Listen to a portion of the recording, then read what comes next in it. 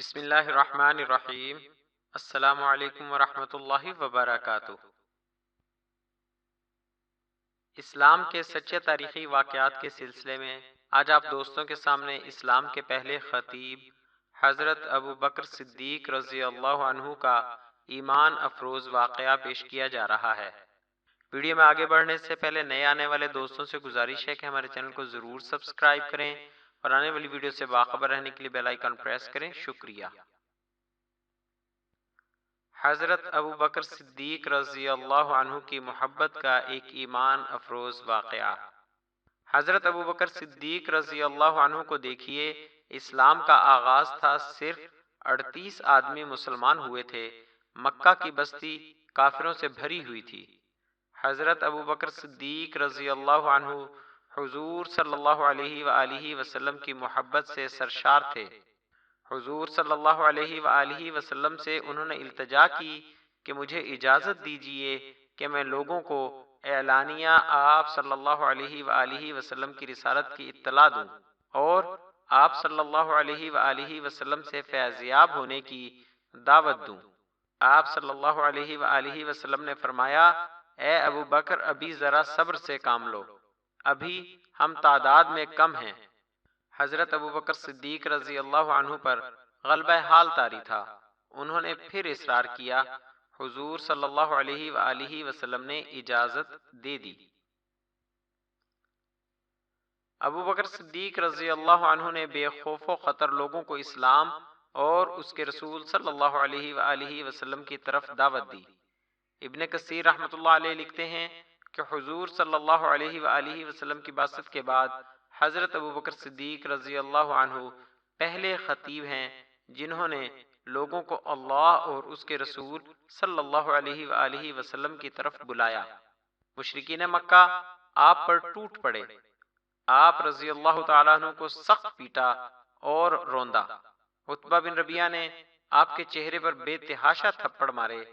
آپ رضی اللہ تعالیٰ عنہ کے قبیلے کے لوگوں کو خبر ہوئی تو وہ دوڑے ہوئے آئے، مشرکین سے انہیں چھڑا کر ان کے گھر چھوڑ آئے۔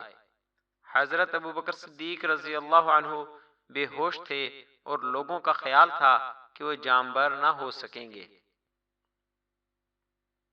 وہ دن بھر بے ہوش رہے۔ جب شام ہوئی تو آپ رضی اللہ عنہ کو ہوش آیا۔ آپ کے والد ابو قحافہ اور آپ رضی اللہ عنہ کے قبیلے کے لوگ آپ کے پاس کھڑے تھے۔ ہوش میں آتے ہی پہلی بات انہوں نے یہی کہی کہ رسول اللہ صلی اللہ علیہ وآلہ وسلم کہاں ہیں اور کس حال میں ہیں۔ ان کے قبیلے کے لوگ سخت برہم ہوئے اور انہیں ملامت کی کہ جس کی وجہ سے ذلت و رسوائی تمہیں اٹھانا پڑی اور یہ مار پیٹ تمہیں برداشت کرنا پڑی، ہوش میں آتے ہی تم پھر اسی کا حال پوچھتے ہو۔ ان عقل کے اندھوں کو کیا خبر تھی کہ ان کی خاطر سختیاں جھیلنے میں جو لذت ہے وہ دنیا داروں کو پھولوں کی سیج اور بستر کمخواب پر بھی حاصل نہیں ہوتی۔ حضرت ابو بکر صدیق رضی اللہ عنہ کے قبیلے کے لوگ مایوس ہو کر اپنے گھروں کو لوٹ گئے اور ان کی ماں ام الخیر سے کہہ گئے کہ جب تک یہ محمد رسول اللہ صلی اللہ علیہ وآلہ وسلم کی محبت سے باز نہ آئے، اس کا بائیکاٹ کرو اور اسے کھانے پینے کو کچھ نہ دو۔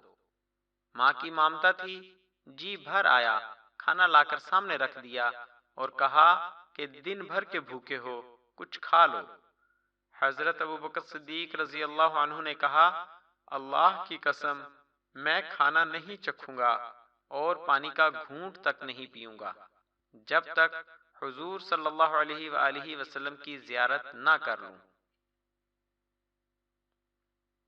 حضرت عمر رضی اللہ عنہ کی بہن ام جمیل آ گئیں اور بتایا کہ حضور اکرم صلی اللہ علیہ وآلہ وسلم بخیریت ہیں اور دار ارقم میں تشریف فرما ہیں۔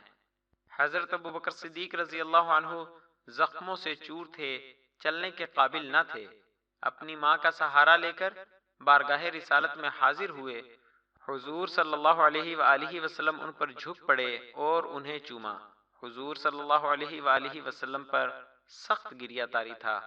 اللہ کی لاکھ لاکھ رحمتیں ہوں اس عظیم جلیل القدر صحابی پر۔